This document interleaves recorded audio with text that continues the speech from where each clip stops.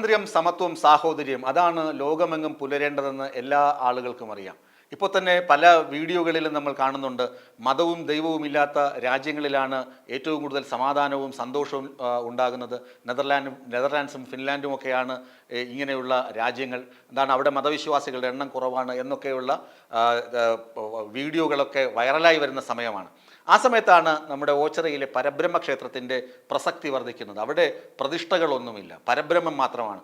അവിടെ എത്തുന്ന ഓരോ മനുഷ്യരും ദൈവതുല്യരാണ്, പരബ്രഹ്മത്തെ ആണ് അറിയുന്നത്. അത് ഇന്നലെ പരബ്രഹ്മ ക്ഷേത്രത്തിലെ വൃശ്ചികോത്സവം ഉദ്ഘാടനം ചെയ്ത ജഡ്ജി തന്നെ ഇക്കാര്യം പറഞ്ഞു എന്നതാണ് വസ്തുത. അവിടെ പുലർച്ചെ മുതൽ ആഘോഷങ്ങളാണ്. പുലരുന്നത് മുതൽ രാവ് ഉറങ്ങുന്നതുവരെയും ആഘോഷങ്ങളുടെ തിമിർപ്പാണ്. കഴിഞ്ഞ ദിവസം തന്നെ ആയിരക്കണക്കിന് ഭക്തജനങ്ങളാണ്, ആയിരക്കണക്കിന് ആളുകളാണ്, തീർത്ഥാടകരാണ് പടനിലത്തേക്ക് എത്തിച്ചേർന്നത്. അതായത് പരബ്രഹ്മ ക്ഷേത്രത്തിലെ ഉത്സവങ്ങൾ, കാർണിവൽ, അവിടെ കുട്ടികൾക്ക് ആഹ്ലാദിക്കാനുള്ള ഇടങ്ങൾ, അതുപോലെ തന്നെ ഭജനപ്പുരകളിൽ ഭജനയിരിക്കുന്നവർ, സ്വാമി ഭക്തർ, ശബരിമലയിലേക്ക് പോകുന്ന ആളുകളുടെ ഇടത്താവളം. അങ്ങനെ നോക്കുകയാണെങ്കിൽ ധാരാളം സവിശേഷതകളുണ്ട് ഈ ഓച്ചിറ വല്യച്ഛൻ എന്ന സങ്കല്പത്തിന്. അവിടെ വരുന്ന ഓരോ ആളുകളും ഞാൻ നേരത്തെ സൂചിപ്പിച്ചതുപോലെ ദൈവസങ്കല്പത്തിൽ വരുന്ന ആളുകളാണ്. അവിടെ മറ്റ് ജാതി മത വിദ്വേഷ പരിവേഷങ്ങളൊന്നുമില്ല. എല്ലാ ആളുകളും തുല്യർ തന്നെയാണ്. അവിടെ ആരാധിക്കാൻ വിഗ്രഹങ്ങളല്ല, ആൽത്തറയും അവിടെ വരുന്ന എല്ലാവരും ഭിക്ഷാടകരായി വരുന്ന ആളുകൾ പോലും ദൈവതുല്യരായി കാണുന്ന ഇടമാണ് ഓച്ചിറ. ഇന്നും ഓച്ചിറയിൽ ധാരാളം ആഘോഷ പരിപാടികളുണ്ട്. വൈകുന്നേരം 6 മണി, രാവിലെ പുലർച്ചെ 6 മണി മുതൽ തുടങ്ങിയ ആഘോഷങ്ങൾ രാത്രി 12:30 ഗാനമേള, അതെപ്പോൾ പുലരുന്നത് വരെ ഉണ്ടാകും ഗാനമേള. അതുപോലെ തന്നെ ഇന്ന് നാടകോത്സവവും ആരംഭിക്കുകയാണ് ഓച്ചിറയിൽ. ഓച്ചിറയുടെ സവിശേഷതകൾ നമുക്കറിയാം. കാളകെട്ടുത്സവം, 28ാം ഓണം കാളകെട്ടുത്സവം, അതൊക്കെ ഏറെ ആഘോഷകരമായി കൊണ്ടാടിയ സംഭവങ്ങളാണ്. നാട് മുഴുവൻ, അതായത് കേരളത്തിൻ്റെ ശ്രദ്ധ മുഴുവൻ ഓച്ചിറയിലേക്ക് എത്തുന്ന തരത്തിലാണ് ഇത്തവണ സംഘാടകർ പരിപാടികൾ ആസൂത്രണം ചെയ്തിരിക്കുന്നത്. അതുപോലെ തന്നെ സുരക്ഷയുടെ കാര്യത്തിലും ഒരു വിട്ടുവീഴ്ചയും പോലീസും നൽകിയിട്ടില്ല. കാരണം CCTV സർവൈലൻസ് ഉണ്ട്, 350ഓളം പോലീസ് ഉദ്യോഗസ്ഥരുണ്ട് അവിടെ സുരക്ഷയ്ക്ക്.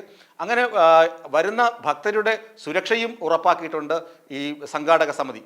ഇന്ന് തുടങ്ങുന്ന നാടകോത്സവം അവസാന ദിവസം വരെ ഉണ്ടാകും. ആലോചിക്കുക, ക്ഷേത്രത്തിൽ നടക്കുന്ന പരിപാടികൾ, ഗാനമേളയുണ്ട്, അതുപോലെ അഖണ്ഡ നാമയജ്ഞം, അങ്ങനെ തുടങ്ങി ഭക്തിയുടെയും കലയുടെയും സംസ്കാരത്തിൻ്റെയും ഒക്കെ ഒരു കൂടിച്ചേരലായി, ഒരു സമന്വയ ഭൂമിയായി, സംഗമ ഭൂമിയായി ഓച്ചിറ മാറുന്ന കാഴ്ചയാണ് ഈ ദിവസങ്ങളിൽ കാണുന്നത്. കഴിയുമെങ്കിൽ നിങ്ങളും ഓച്ചിറയിലേക്ക് എത്തുക. എന്താണ് ഓച്ചിറയിലെ വൃശ്ചികോത്സവം എന്ന് മനസ്സിലാക്കുക. ഞാൻ കഴിഞ്ഞ ദിവസം എൻ്റെ അനുഭവം പറഞ്ഞിരുന്നു. അവിടെ വാർത്തയെടുക്കാൻ പോയി 10 ദിവസം അവിടെ ഭജനപ്പുരയിൽ ഇരുന്ന് അവിടെയുള്ള ഭിക്ഷാടന മാഫിയയൊക്കെ പിടിക്കാൻ ഞാൻ നടത്തിയ ഒരു ഇടപെടലൊക്കെ പറഞ്ഞിരുന്നു കഴിഞ്ഞ ദിവസം. അതെൻ്റെ ഒരു അനുഭവമാണ്. അത് വാർത്തയ്ക്ക് വേണ്ടി പോയത് കൊണ്ടാണ്. ഇനി ഭക്തിയുടെ മാർഗത്തിൽ പോവുകയാണെങ്കിൽ അവിടെ ആസ്വദിക്കാൻ ഭക്തിയുടെ മാർഗങ്ങൾ ധാരാളമുണ്ട്. ഇനി കല കാണാനാണെങ്കിൽ, അതായത് കലാപരമായ ചടങ്ങുകൾ കാണാനാണ്, അല്ലെങ്കിൽ ആഘോഷങ്ങൾ കാണാനാണ് പോകുന്നതെങ്കിൽ അതിന് ധാരാളം അവസരങ്ങളുണ്ട്. അതുപോലെ നിങ്ങളിനി കുറേ സാധനങ്ങൾ വാങ്ങാനാണ് പോകുന്നത്, ഉത്സവ നഗരിയിൽ നിന്ന് കുറേ സാധനങ്ങൾ വാങ്ങാനാണ് പോകുന്നതെങ്കിൽ അതിനുള്ള കടകമ്പോളങ്ങളുണ്ട്. അങ്ങനെ എല്ലാം കൊണ്ടും ഈ സാധാരണ ഓണാഘോഷത്തിന് തിരുവനന്തപുരത്ത് കനകക്കുന്നൊക്കെ അണിഞ്ഞൊരുങ്ങില്ലേ, അതിൻ്റെ 10 മടങ്ങ് ശോഭയോടെ കൂടിയാണ് ഓച്ചിറ പരബ്രഹ്മ ക്ഷേത്ര സന്നിധി ഒരുങ്ങിയിരിക്കുന്നത്. അവിടെ നിങ്ങൾ എത്തുകയാണെങ്കിൽ ഒരു തരത്തിലും നിങ്ങൾക്കൊരു ധനനഷ്ടമോ, അതായത് എന്ന് പറയാൻ ഞാനവിടെ പോയത് നഷ്ടമായി പോയി എന്ന് തോന്നുകയില്ല. വളരെ ആഹ്ലാദ ചിത്തരായി നിങ്ങൾക്ക് തിരികെ വീടുകളിലേക്ക് പോകാം. ഓച്ചിറ വല്യച്ഛൻ നിങ്ങളെ കാത്തിരിപ്പുണ്ട്. ഈ വീഡിയോ നിങ്ങൾക്ക് ഇഷ്ടമായാൽ ലൈക്ക് ചെയ്യുക. കൂടുതൽ വീഡിയോകൾക്കായി യോഗനാഥം ന്യൂസ് ചാനൽ സബ്സ്ക്രൈബ് ചെയ്യുക.